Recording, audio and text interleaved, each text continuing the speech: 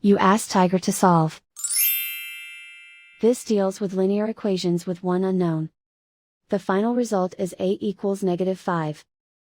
Let's solve it step by step. Simplify the expression. Expand the parentheses. Simplify the arithmetic. Group all constants on the right side of the equation. Subtract 6 from both sides. Simplify the arithmetic.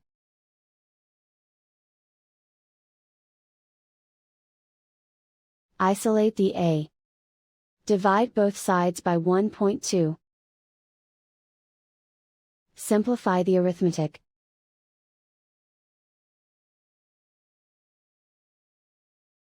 And so the final result is a equals -5.